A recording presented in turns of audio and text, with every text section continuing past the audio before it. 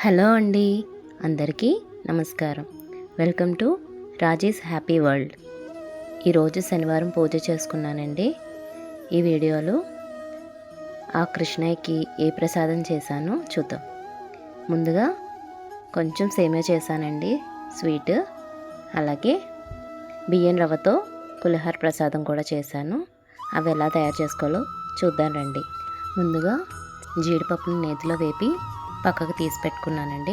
తర్వాత అదే నెయ్యిలో సేమియాలు తీసుకొని కొంచెం గోల్డెన్ బ్రౌన్ కలర్లో వచ్చే వరకు వేపుకోవాలి. తర్వాత మరిగించిన పాలను వేసుకున్నానండి. ఇక్కడ నేను సగ్గుబియ్యం యాడ్ చేయలేదండి. యాక్చువల్గా నాకు అంత టైం లేదనమాట. ఈ పూజ నేను ఈవినింగ్ చేసుకున్నానండి, వర్క్ నుంచి వచ్చిన తర్వాత. యాక్చువల్గా నాకు మార్నింగ్ కుదరలేదన్నమాట. సో అందుకే సింపుల్గా చేసుకున్నాను. నేను ఆల్రెడీ చెప్పాను కదండి, స్వీట్స్ చాలా తక్కువగా చేస్తాను, అది కూడా సింపుల్ వేలో చేసుకుంటాను.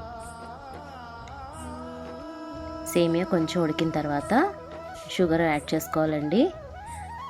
షుగర్ వేయడానికి నేను చాలా భయపడుతున్నాను ఇక్కడ.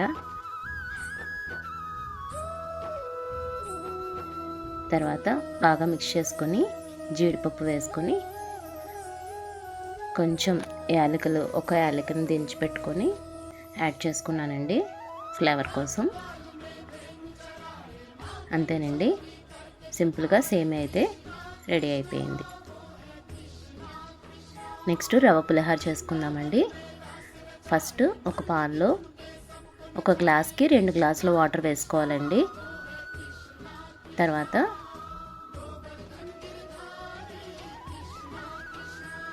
ఇవి శనగపప్పు అండి. మనం వాటర్లో వేసుకొని ఇలా ఉడకబెట్టడం వల్ల పులిహోర చాలా టేస్ట్గా ఉంటుంది. ఈసారి ట్రై చేయండి. వాటర్ మరుగుతున్నప్పుడు మనం బియ్యం రవ్వను ఆల్రెడీ చెప్పా కదండి, ఒక గ్లాస్కి 2 గ్లాసులు, అంటే ఇప్పుడు ఒక గ్లాసు రవ్వను వేసుకున్నాను. దాన్ని బాగా కలుపుతూ మూత పెట్టుకోవాలండి. దగ్గరికి మగ్గనివ్వాలి. ఒక 5 మినిట్స్ తర్వాత రవ్వ ఉడికిపోతుంది. చూసుకొని ఒక్కసారి కలుపుకోండి. అండి, అది తీసుకొని పక్కన పెట్టి చల్లారనివ్వండి.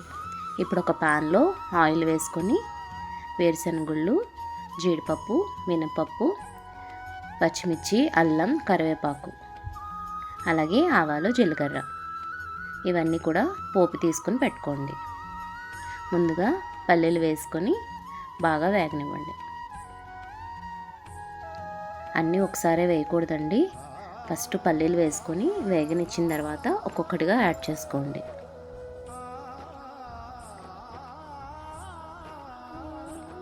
తర్వాత జీడిపప్పు వేసి కొంచెం వేగనివ్వండి. ఆవాలు, జీలకర్ర, అలాగే ఎండుమిర్చి కూడా యాడ్ చేసుకోవాలండి.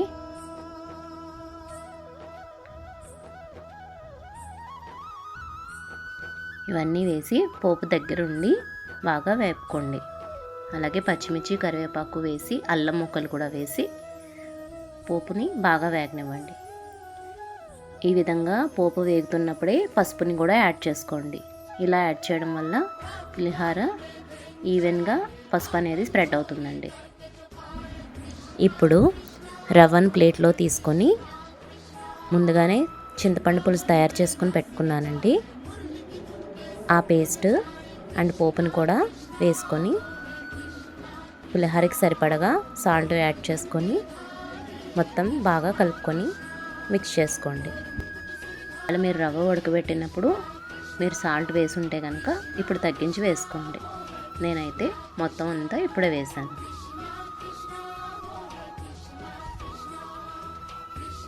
పోపు అంతా మంచిగా కలిపిన తర్వాత లాస్ట్లో కొత్తిమీర వేసుకొని కలుపుకోండి.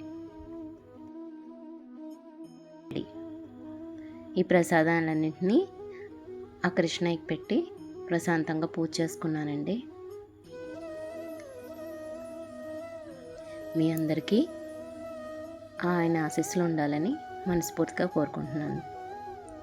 ఈ వీడియో కనుక మీకు నచ్చినట్లయితే తప్పకుండా లైక్ చేసి షేర్ చేయండి.